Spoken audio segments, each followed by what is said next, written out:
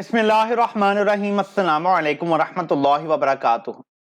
इस पूरा शोभ दौर में ये शायद पूरे साल की सबसे बड़ी खुशखबरी है। कौम को अगर हकीकी आजादी मिलनी है तो उसके सिलसिले का आज सबसे बड़ा फैसला आया है। पेशावर हाई कोर्ट ने इलेक्शन कमीशन का बल्ले का निशान वापस लेने का फैसला कलअदम करार दे दिया है।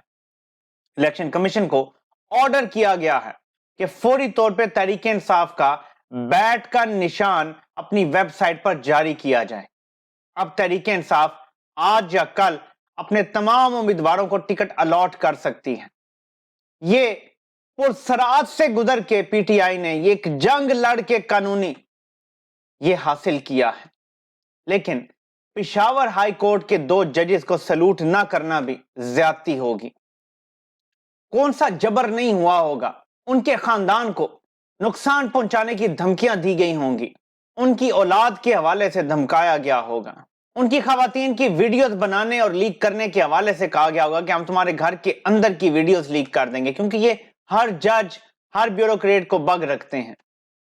क्या क्या उनके ऊपर दबाव नहीं आया होगा, लेकिन इसके बावजूद 2 जजेस ने बल्ले का निशान बहाल कर दिया है।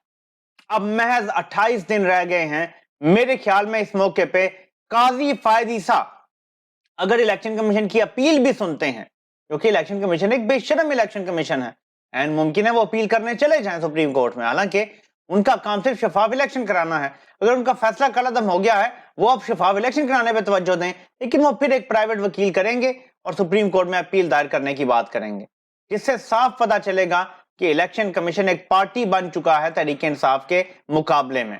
आज के इस फैसले के बाद पूरी कौम एक ही सवाल कर रही है कि पेशावर हाई कोर्ट के इस फैसले के बाद लंदन प्लान जारी रहा, या सूरत हाल यह है कि जाती उमरा के महलों में बैठा एक शख्स घबरा गया है। हो सकता है एक बार फिर उसके प्लेटलेट्स डाउन हो जाएं और वो लंदन फरार हो जाए। ये शख्स रिस्क नहीं ले सकता कि पीटीआई मौजूद हो, बल्ले का निशान भी मौजूद हो, उनके हर सीट पे कैंडिडेट्स भी मौजूद हों और पीटीआई इलेक्शन लड़ ले, क्योंकि 40 साल की सियासत धांधली में हर किस्म का कमाल हासिल करने वाला शख्स ये जानता है कि जितनी पॉपुलैरिटी है पीटीआई की, धांधली से नहीं हराया जा सकता। सिर्फ प्री पोल रिगिंग इनका वाहिद सहारा था। अब एक ही तरीका है, वोट निकले पीटीआई का और ये ऐलान कर दें कि नून लीग जीत गया, कोई क्या ऊपर काजी बैठा हुआ है, ये वाहिद हल है। लेकिन ये देर पा नहीं है, उसकी वजह बताता हूं आपको। काजी ने रिटायर भी होना है और अक्टूबर में रिटायर हो जाना है। ऐसे मौके पे जब हालात इस तरह से कशीदा हों, इनके लिए उसको जो ये चाहते हैं एक्सटेंशन दें, ये इतना आसान नहीं रह जाएगा, ये याद रखिएगा। हालांकि कोशिश पूरी होगी, क्योंकि इलेक्शन ये खराब कराएंगे तो उसका दबाव होगा, पब्लिक का प्रेशर होगा, क्योंकि मैशत भी नहीं ठीक हो रही, महंगाई बढ़ रही है, हर तरफ से इनके ऊपर दबाव होगा। ये 2 साल तो सिलसिला चल गया है, क्योंकि एक इलेक्शन तक ये कुछ हासिल करना चाहते हैं, ये मजीद नहीं चल सकेगा। इमरान खान के इसीलिए 2 प्लान हैं। एक प्लान तो इसी इलेक्शन में ऑल आउट जाना है और जीत के दिखाना है, लेकिन अगर ये कर ही देते हैं कि जी जीती पीटीआई है, लाख लाख वोट की बढ़तरी से जीती है, लेकिन अनाउंस कर तो नून लीग जीत गया, क्या फर्क पड़ता है भाई, भाप कर आज इलेक्शन कमीशन ने नतीजा अनाउंस करना है। तो ये सिस्टम 6 महीने साल से ज्यादा नहीं चल सकेगा। और इमरान खान ने इसीलिए कहा 2024 में इलेक्शन होंगे, 2025 में फिर होंगे। ये प्लान बी है इमरान खान का। उनको पता है कि पॉलिटिकल स्टेबिलिटी नहीं आएगी, पब्लिक अनरेस्ट क्रिएट होगा, सूरत हाल खराब होगी, महंगाई आगे बढ़ रही है, अभी गर्मियां आ रही हैं, हमारे पास बिजली बनाने के लिए इनफ एलएनजी नहीं होगी, फ्यूल नहीं होगा, लोड शेडिंग से लोग तड़पेंगे, बिल आएंगे जो आउटरेजियस किस्म के होंगे। तो आप मुझे बताएं क्या सूरत हाल होगी। ऐसे में ये निजाम धड़ाम से गिर जाएगा और दोबारा इमरान खान की पांव पकड़ने पड़ेंगे। इसलिए अक्ल का तकाजा यही है कि इमरान खान को तो आपने आउट कर दिया इलेक्शन से, वो तो नायल हैं, उनके कागजात भी मंजूर नहीं हुए, ट्रिब्यूनल का भी फैसला आ गया है, वो अब ज़ाहिर चैलेंज होगा कोर्ट में। तो इमरान खान तो इलेक्शन नहीं लड़ रहे। अब तो मोस्ट लाइकली यही सिनारियो हो गया है, आप पार्टी को इलेक्शन लड़ने दें, मैदान में मुकाबला करें, पार्टी जीत जाती है, इसको अपनी सियासी शिकस्त तस्लीम करें, पार्टी जीत के इमरान खान के केस खत्म कर देगी, जाहिर है कानून साजी भी कर लेगी, आइन साजी भी कर लेगी। इसको अब अपनी पॉलिटिकल डिफीट एक्सेप्ट करें और आगे बढ़े। मुल्क कैसे आगे बढ़ेगा? اگر ایک بندہ اپنی شکست تسلیم نہیں کرتا، وہ 100 لوزر بن جائے تو ایسے ملک تباہ ہو جایا کرتے ہیں۔ چند افراد اتنے ضروری کیسے ہو گئے ہیں ملک کے لیے کہ ان کے لیے ملک کو تباہ کر دیا جائے؟ یہ پاسبل نہیں ہے۔ آپ 80-90% عوام کے خلاف جا کے یہ نظام نہیں چلا سکتے۔ اب جیسے عمران خان کو مائنس کیا گیا ہے، ویسے ہی سپریم کورٹ کے وہ دبنگ ججز جو آئین کے ساتھ کھڑے ہیں، قانون کے ساتھ کھڑے ہیں، جنہوں نے یہ غلطی کر دی کہ ارشد شریف شہید کا کیس اٹھا لیا، ان میں سے ایک جج کے پیچھے پڑ گئے۔ جج صاحب کو یہ نظر آنا شروع ہو گیا تھا کہ ان کو ذلیل کر کے نکالنا چاہتے ہیں، فیصلہ ہو چکا ہے اوپر اور قاضی صاحب اس میں آن بورڈ ہیں۔ تو مظاہر علی اکبر نقوی صاحب نے آج اپنا جواب بھی جمع کرایا ہے عدالت میں، اور اس کے ساتھ ہی صدر مملکت کو اپنا استعفیٰ بھی بھجوا دیا ہے، جو یہ موجود ہے اور آپ پڑھ سکتے ہیں۔ اس میں انہوں نے کہا ہے کہ میرے لیے یہ اناپروپریٹ ہے کہ میں اب جج رہ سکوں جس طرح کی پروسیڈنگز اور جو معاملات چل رہے ہیں۔ اب کچھ لوگ کہیں گے جی اپنی پینشن بچانے کے لیے فیصلہ آنے سے پہلے مستعفی ہو گئے ہیں، طرح طرح کی لوگ باتیں کریں گے، لیکن یاد رکھیے گا، ایک پیمانہ رکھ لیں، جو اس ملک میں کرپٹ ہے وہ اسٹیبلشمنٹ کے خلاف نہیں کھڑا ہو سکتا۔ یہ جج اسٹیبلشمنٹ کے خلاف کھڑا تھا، اس لیے میں نہیں تسلیم کروں گا کہ کرپٹ ہے۔ آپ جو مرضی لے آئیں، میں یہ تسلیم نہیں کر سکتا۔ آپ مجھے بتائیں عمران خان کا ساتھ دینے کا کیا بینیفٹ تھا کسی جج کو جو یہ الزام لگاتے ہیں ٹرک والا تھا تو وہ تھا تو یہ تھا؟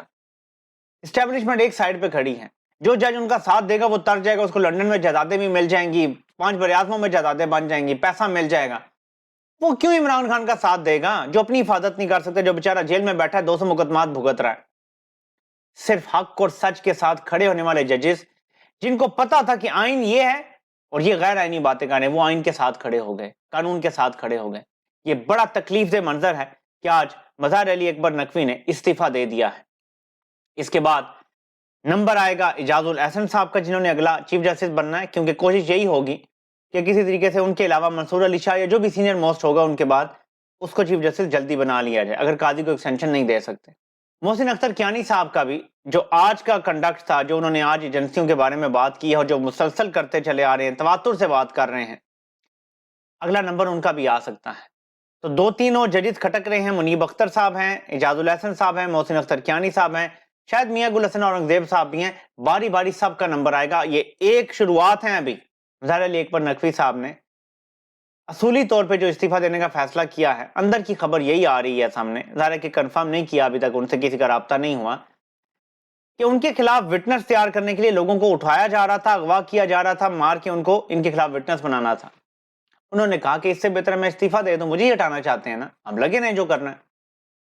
تو یہ ہے صورتحال اس وقت پاکستان کی، کہ کبھی پارٹی سے بلہ لے لو، جج سے اس کی نوکری لے لو، جو خلاف ہوگا نا اس کو پڑ جاؤ۔ پاکستان ایسے چلایا جا رہا ہے جیسے غاصبوں نے یہاں قبضہ کیا ہے، کوئی ایسٹ انڈیا کمپنی بیٹھی ہوئی ہے اور وہ ہم سب پہ ظلم کر رہی ہے۔ یہ نظام نہیں چل سکتا، اس لیے 8 فروری کو آپ نے اس نظام کو بدلنے کے لیے آپ ووٹ دینا ہے۔ آپ کو بلے کا سمبل مل گیا، یہ عوام کو ملا ہے، ورنہ آپ کو شاید پرابلم آ جاتا کہ کدھر ووٹ دینا ہے، کس کو دینا ہے، کیا کرنا ہے۔ اب آپ نے امیدوار تو دیکھنا ہی نہیں ہے، آپ نے بیلٹ پیپر پہ دیکھنا ہے بلے کا نشان، مور۔ یہ کیا کریں گے، بلے سے ملتے جلتے کچھ ڈنڈے بھی کچھ لوگوں کو دیں گے نشان، اور وہ اوپر نیچے رکھ دیں گے۔ یہ کرکٹر کے ہاتھ میں بیٹ بھی پکڑا دیں گے۔ میں آپ کو دکھاتا ہوں کہ کس طرح ہو سکتا ہے۔ جس طرح یہ عمران خان کے ہاتھ میں آپ کو بیٹ نظر آ رہا ہے، ایسے الیکشن سمبل بن سکتا ہے کہ ایک کرکٹر ہے، اس نے بلہ پکڑا ہوا ہے ہاتھ میں، تو کرکٹر ہوگا۔ آپ نے دیکھنا ہے بیٹ، یہ ریکگنائز کرنا ہے آپ نے۔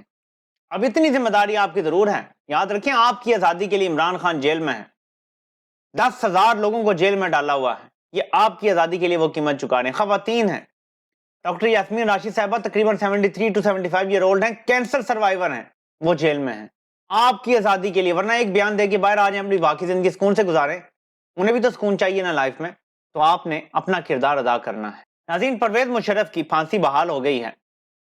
اب میں اس میں قاضی کی نیت نہیں دیکھتا، قاضی کی نیت تو یہی ہے کہ ایک طرف میں فوجی عدالتیں بحال کروں گا، دوسری طرف مشرف کی سزا بحال کر کے میں بڑا آئینی بن جاؤں گا۔ یہ ڈرامہ ہے، ہمیں پتہ یہ ڈھکوسلا ہے، لیکن اس فیصلے کے بڑے دور رس اثرات ہوں گے، یہ یاد رکھیے گا۔ وہ کیوں؟ اگر آج مشرف کی پھانسی بحال ہو سکتی ہے تو جو موجودہ دور کے ڈکٹیٹرز ہیں نا، آج سے 5-10 سال بعد ان کو بھی پھانسیاں لگ سکتی ہیں، اور اگر یہ زندہ ہوئے تو ان کی زندگی میں ان کو پھر لٹکایا جائے گا، نہیں تو مر کے بھی اگر لٹکا دیا گیا تو کیا ہوگا؟ ساری زندگی ان کی اولادوں کو یہ تانا ملے گا کہ تمہارا باپ غدار تھا، ایک ڈکٹیٹر، ایک غدار تھا، یہ مہر لگ جائے گی مرنے کے بعد بھی، اور ان کے خاندان نسل در نسل غدار کی اولاد کہلائیں گے۔ اپنے وطن سے غداری، یہ کتنی بڑی سزا ہے، سوچیں۔ موجودہ دور کے آمروں کو بھی اس پہ غور کرنا چاہیے۔ ان کا پلان جو بھی ہے مشرف کے حوالے سے، قاضی کو تھوڑی سی اہمیت دلوانے کے حوالے سے، تھوڑا سا انہوں نے یہ سیکریفائز کیا ہے، لیکن آگے سب کو پتا چلے گا کہ اس فیصلے کے بڑے دوررس نتائج آنے والے ہیں۔ آپ سے انشاءاللہ پھر ملاقات ہوتی ہے۔ اللہ پاک آپ سب کا حامی و ناصر ہو، اور سب کے سننے کا بہت بہت شکریہ۔